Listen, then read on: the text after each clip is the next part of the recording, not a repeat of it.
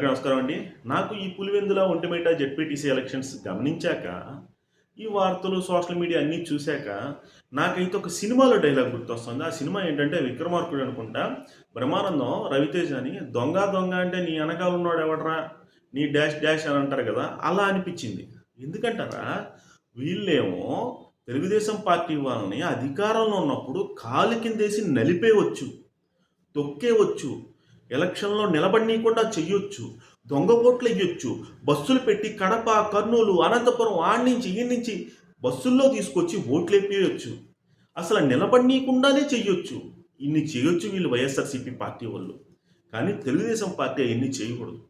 ఇక్కడ ఒక విషయం మెచ్చుకోవాల్సిన విషయం ఏముందంటే, 35 సంవత్సరాల నుంచి అక్కడ నామినేషన్ ఏసిన దాఖలే లేదు. కూటమి దయ వలన అక్కడ ఎలక్షన్ అనేది జరుగుతుంది. అంతేకాకుండా 11 మంది బరిలో ఉన్నారు. గెలుపోటములు సహజం. మీరేమన్నా అన్ని వినాశనాలు ఆ రోజు చేసి, ఈరోజు బుద్ధిమంతుల్లాగా నీతి, నిజాయితీ, న్యాయం, రిపోర్టర్లందరూ ఎక్కడికెళ్లారు, పోలీసులందరూ ఎక్కడికెళ్లారు అని చెప్పి అడుగుతున్నారే, ప్రజలందరూ మిమ్మల్ని ఒకటి అడుగుతున్నారు. అసలు మీకు సిగ్గుందా? అసలు మీరు నీతిగా, నిజాయితీగా ఎలక్షన్స్ జరగాలని అడుగుతున్నారు కదా, మీకు సిగ్గుందా అని అడుగుతున్నారు.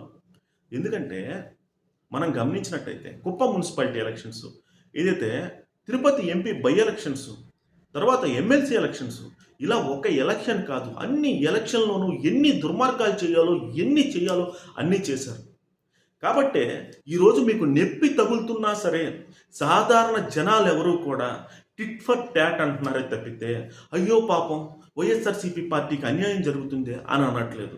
ఎందుకంటే మీరు వేసిన దారిలోనే తెలుగుదేశం పార్టీ కూటమి ప్రభుత్వం వెళ్తూ ఉంది. ఇక్కడ ఇంకొక విషయం కూడా, ఈ 2 పార్టీలు ఎంత డబ్బులు ఖర్చు పెట్టాయంటే ఆ 2 సీట్ల కోసం, నిజంగా అది ఆ నియోజకవర్గ ఎదుగుదలకి చాలా ఉపయోగపడేది. ఎందుకు చేసుకుంటారేంటో నాకైతే తెలియట్లా. ఇదైతే మామూలు ఎలక్షన్గా అయితే చూడకూడదు. ఎందుకంటే ప్రతీకార ఎలక్షన్గానే చూడాలి. ఎందుకంటే అది పులివెందుల జగన్మోహన్ రెడ్డి కంచుకోట. అక్కడ గనక బీటలు వారితే జగన్మోహన్ రెడ్డికి నెక్స్ట్ 2029లో ఇబ్బంది కలిగే అవకాశం ఉందని చెప్పి కూటమి ఆలోచిస్తుంది.